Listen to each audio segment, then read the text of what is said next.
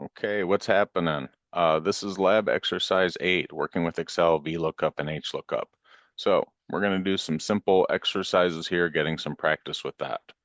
First one is on the pass-fail worksheet. So remember, we did VLOOKUP a little bit earlier in lab exercise 6.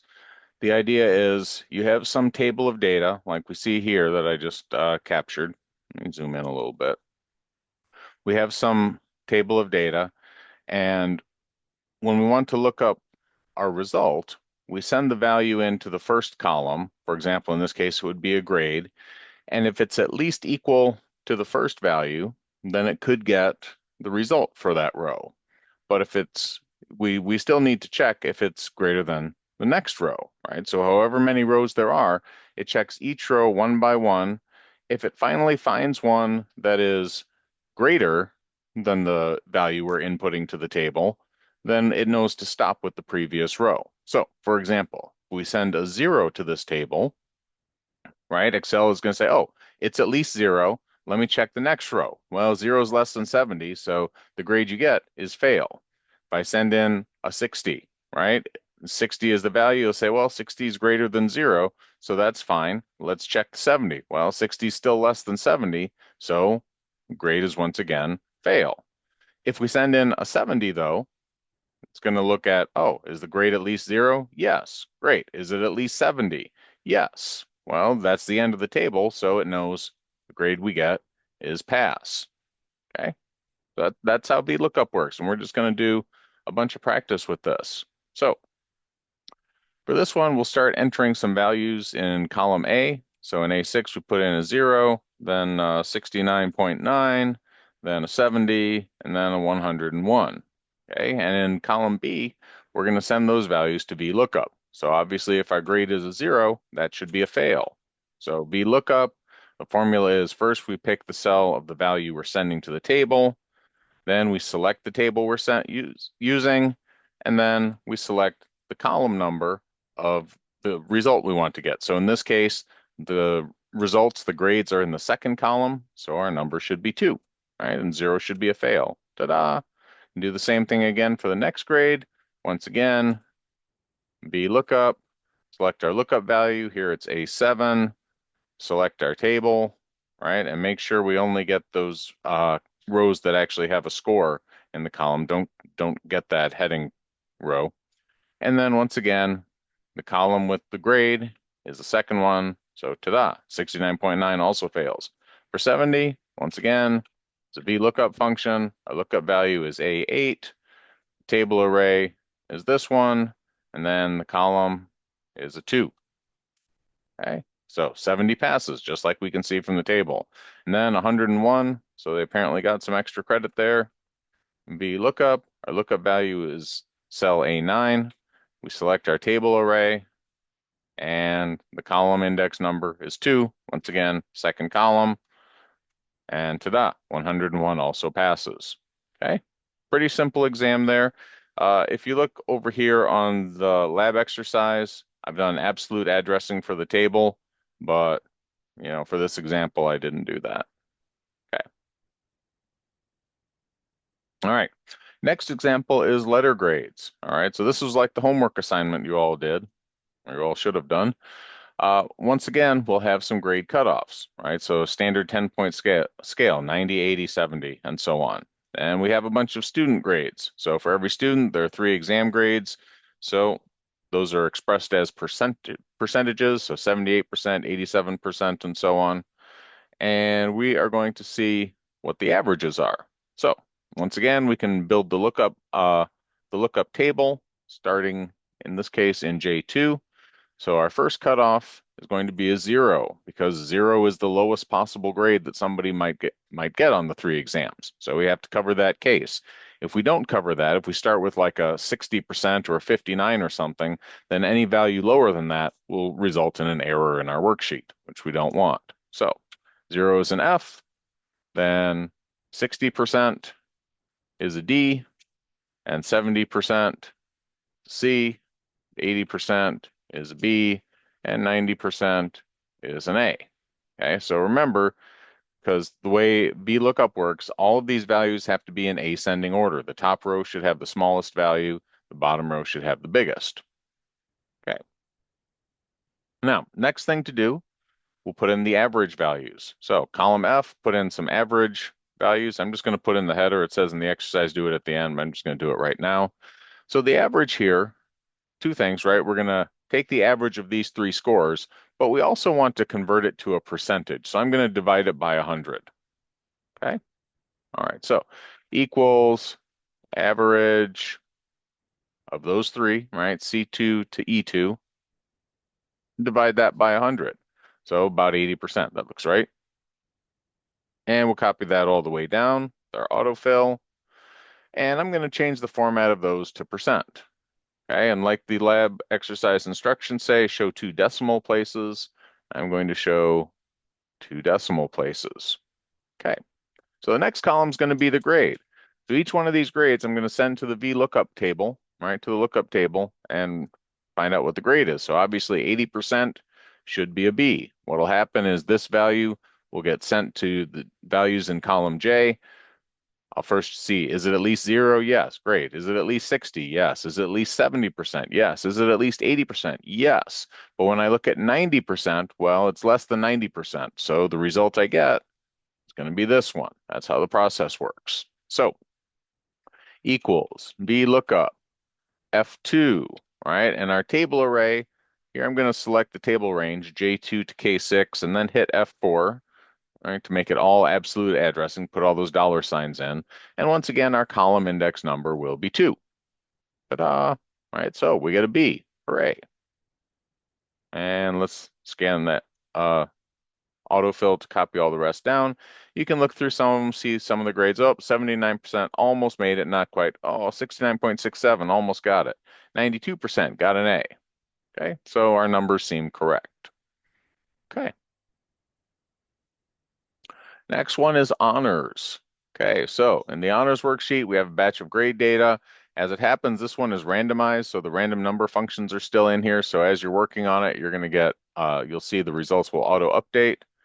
Okay, so here I have the GPA column. Let's zoom in a little bit. Okay, uh, once again, we're going to build a lookup table for honors. So with the GPA of 0, you don't get any honors. With 3.4, you get honors, 3.6 with high honors, and 3.8 with highest honors.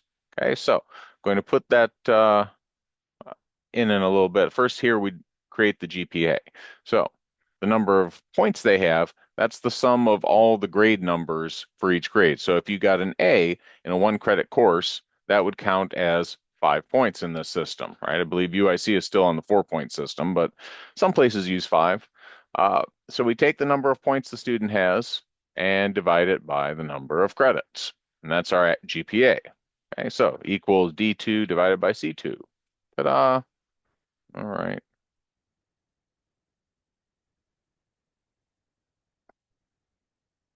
And we can see there's 3.8 up there. That's pretty good. I guess this is a 4-point scale. Oh yeah, my math. Yeah, that's fine. I was dozing at the wheel a little bit. All right, 3.96. Wow, that's pretty impressive. Okay. So anyway, GPA, let's see. Lookup table starting in H2. So over here in H2, right? Once again, the cutoffs have to be in ascending order. So 0 is going to be without honors. 3.4 is going to be with honors. 3.6 is going to be with high honors. 3.8 is going to be with highest honors. Okay, so what can we do here? Let's see. Next thing, column F, use the VLOOKUP function to assign each student's graduation honors based on their GPA. So I'm going to jump ahead. I'm just going to put in the header there right now. And the honors will be, once again, we do a VLOOKUP function. Okay, so we take this GPA value, send it to our lookup table, all right, in columns H and I there. I'm going to hit F4 to make that absolute. Once again, the column we return is the second one, so we put a 2 there. And that's our index number. Boom. So let's check. 3.664. Yep, high honors. That looks correct. Let's use autofill to drag this all the way down. Find some 3/8s in here. 387. Yep, with highest honors. Something less than 3.6, but more than 3.4 with honors. and low one 3.35 without honors. All right, so seems correct. Okay, next one, customers. Okay, so I talk a little bit in the lab exercise about how Excel is not database software, but you can certainly use it to do some simple database functions. What we're going to do here is look up single records with the VLOOKUP function. All right, so we have a list of customers. For every customer, there's an ID number, a name, a street address, city, state, zip, phone number, and the date of their prospective next visit. Okay, so suppose we put any customer number in K3, we could use the VLOOKUP function to look up the person's name, which is in the second column, to look up their next visit, which is in the eighth column, look up their phone number, which is in the seventh column, look up their address, right? And we could do a two-part here if we want to produce a mailing label. So their street address is in the third column, and the rest of their address, city, state, zip, that would be a concatenation of those other three columns.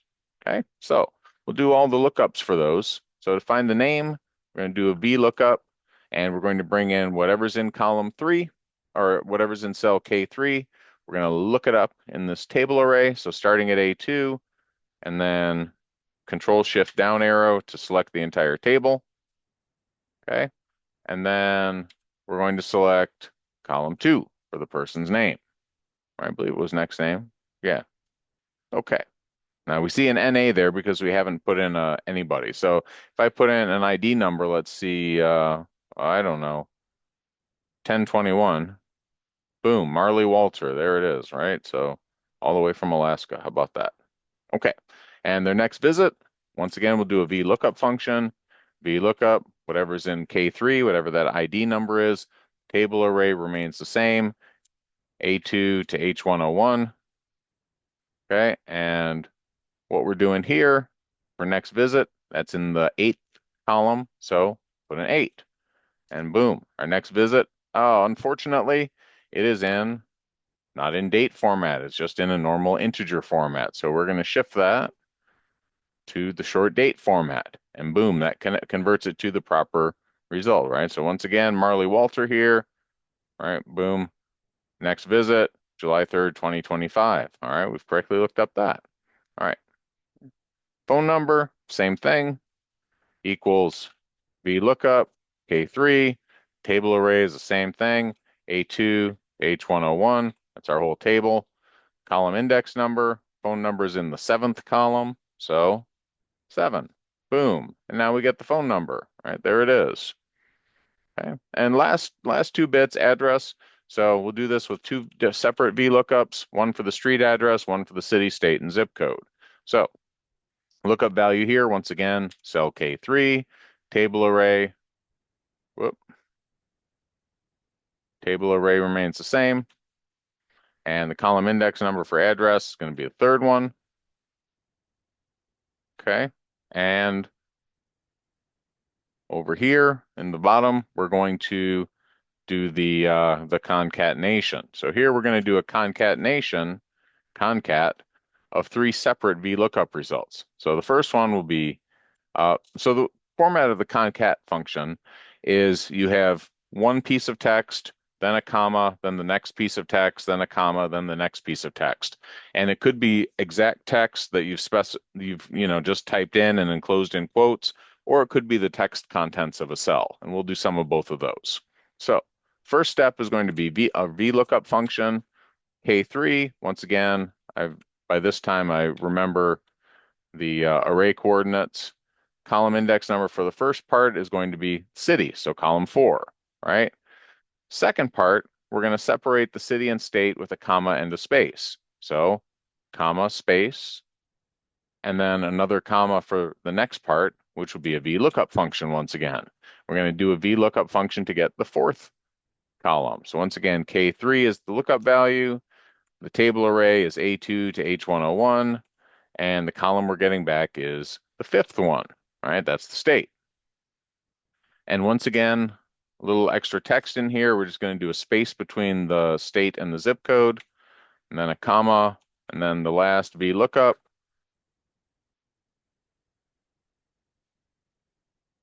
and we are going to get column 6, all right, the zip code. Let's see, we need a 2 parentheses at the end, 3 parentheses at the end to close it all out. One for the VLOOKUP, and did I do something? I don't feel like there should be that many. I feel like I made an extra one. Let's see. What is going on here? Yes. Oh, right, because I didn't close that one. That's right, because it shouldn't have been. I could see there was a little too deeply nested there. Okay, we're going to get rid of that stray parenthesis at the end. Okay, let's hit enter. Boom. Okay, so Marley Walter, let's see what we know about you. Yep, 243 Gentle Fourth and Edisto, I don't know, somewhere in Alaska, zip code 43209. Ta-da! All right.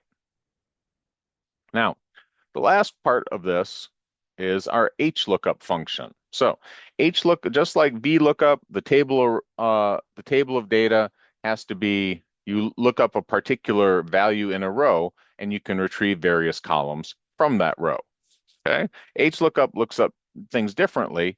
You would try to find a match along a column and you can return, values from the column. So a little different. Anyway, let's go do an example of that in tax rates. So in tax rates, there are going to be 2 different ways you can do it. So here we have our table, and any tax rate we get is going to be the intersection of some zone, some geographic area, and the type of product. So if it's zone 3 and product category 5, the tax is 10%, right? If it's product category 1 and zone 5, it's 3%. Right? It doesn't really matter what the underlying legal situation for this is. We're just trying to look up if we have a particular zone and a particular product, what's the tax rate going to be? So if we're going to do this in VLOOKUP, right? Look up the combination of product 3 and zone 2. We would look up the product. We would find the row where the product category matches, right? So we'd look up 3, and then we'd find the zone where that column, right? So we'd get this 4% here. I'm going to zoom in a little bit. Now, got to remember when we're doing this, remember the selection of data we're looking at from this part of the table is going to be this that I've just highlighted. So the column we get is going to be 1 plus the zone. So zone 1 is actually in the second column, zone 2 is in the third column, and so on. All right, so our VLOOKUP function for this, we would first send the product category to our VLOOKUP function. Okay, so our lookup value is going to be J6. That's our product category value. Our table array, we're going to select here from B3 to G7. And our column index is going to be our zone value, J3 plus 1. All right, so zone 2 would be the third column. So we should get that 4%. Ta-da, how about that? I'll make it a percent in case, it'll make you feel better. Okay. The other one, HLOOKUP, okay, same thing, right? So we're going to find the zone that matches in this column. That'll be this 2. And then we'll find the product category where it intersects with it. So in this case, the lookup table is going to be this part, right? We're not going to have that list of product categories. So for HLOOKUP, it's going to be similar. HLOOKUP, okay? So the lookup value is, once again, we're going to find the zone. So J3, our table array is going to be this part from C2 down to the corner.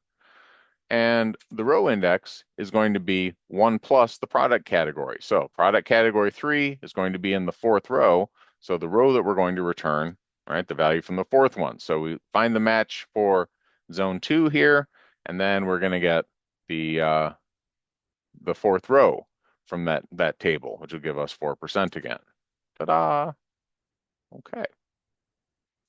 So that's VLOOKUP, that's HLOOKUP. There'll be more of this on homework assignments, but VLOOKUP and HLOOKUP, VLOOKUP mostly, to a lesser extent, HLOOKUP, are pretty important core Excel concepts. Certainly right up there with autofill is stuff you're going to be routinely using if you're using Excel in the workplace. So that's all I got. It's been a hoot.